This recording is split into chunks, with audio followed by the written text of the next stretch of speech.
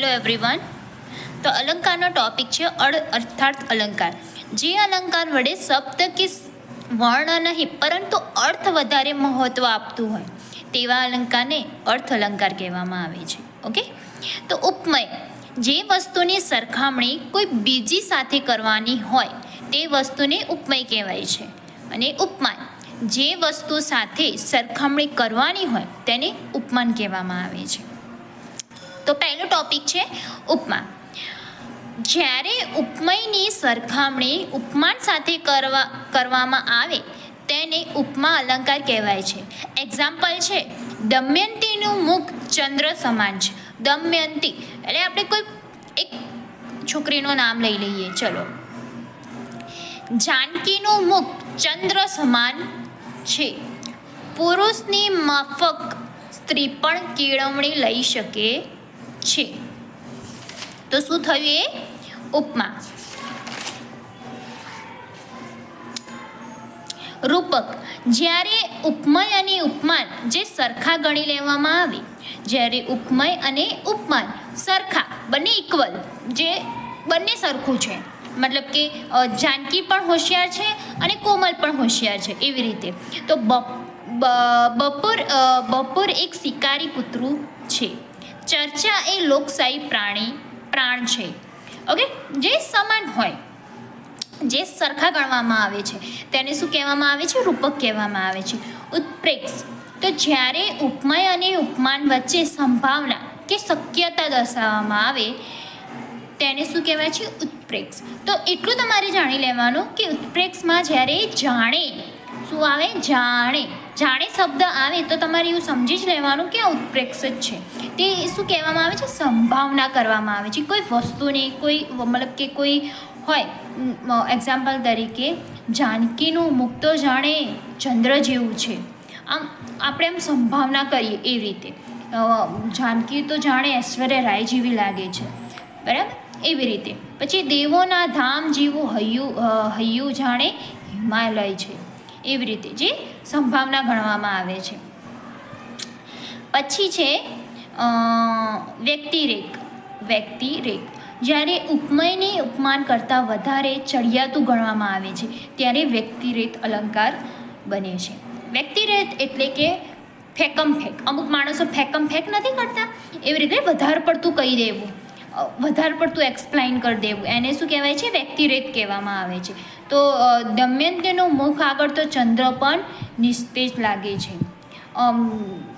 મતલબ કે આપણે કોઈ છોકરીને કહી દઈએ કે હા તો ઐશ્વર્યા રાય કરતાં પણ વધારે સારી લાગે છે, તો આ વસ્તુ આપણે કહેવામાં આવીએ તો થોડું અજીબ કહેવાય. જે ફેકમ ફેક કરું કે જે એની સારી લાગતી જ નથી તો બી એ ફેકમ ફેક કરીએ છીએ આપણે.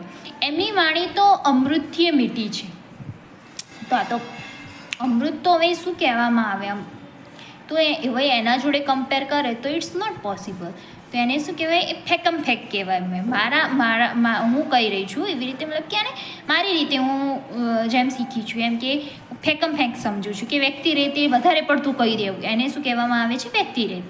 અનન્વય, ઉપમયની સરખામણી ઉપમય સાથે કરવામાં આવે તેને અનન્વય કહે છે. એટલે મતલબ સરખામણી તેની સાથે કરવામાં જ આવે છે તેને શું કહેવાય છે? અનન્વય કહે છે.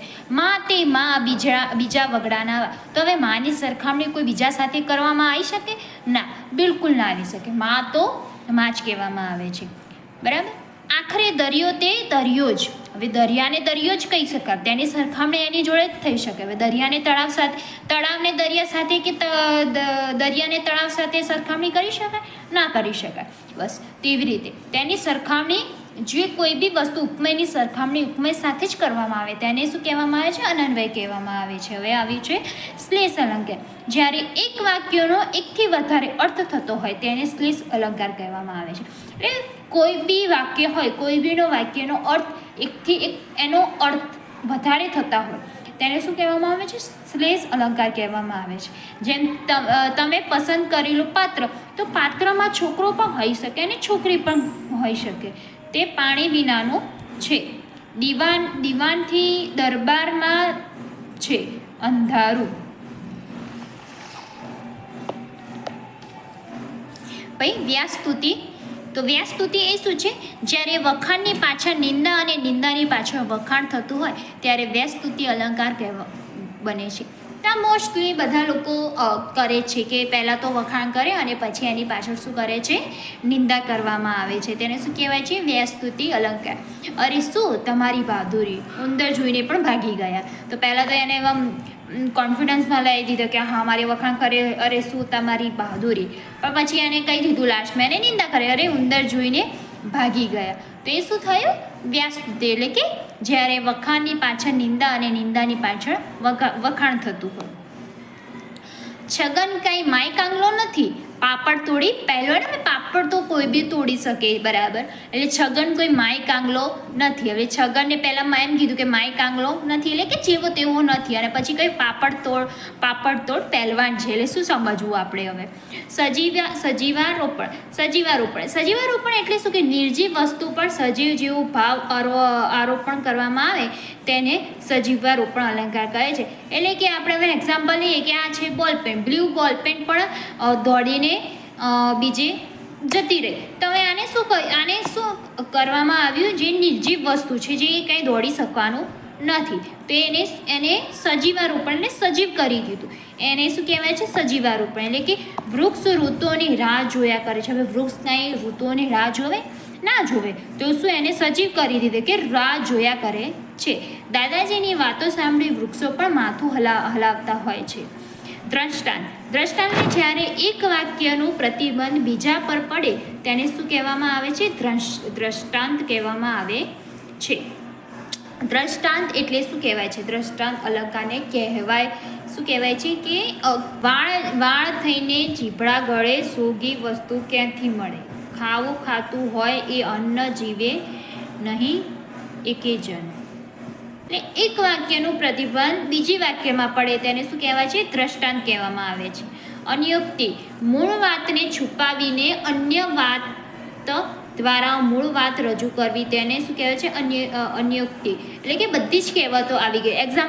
એક્ઝામ્પલ તરીકે કહેવામાં આવે તો હવે હું કહું કે કોઈ વાતનો તમને પછતાવો એટલે કે રિગ્રેટ થયો હોય, બરાબર, અને તમને બહુ ખૂબ વધારે રિગ્રેટ થયો. હવે પછી આપણે એ વાતને આપણે એને મોઢા પર તો એમ ના કહે કે અરે રે તને બહુ પછતાવો થાય, તો આપણે એને એવી રીતે કહી શકીએ જબ ચીડિયા ચૂકે ખેત મેં પછતાને કા ક્યાં ફાયદા.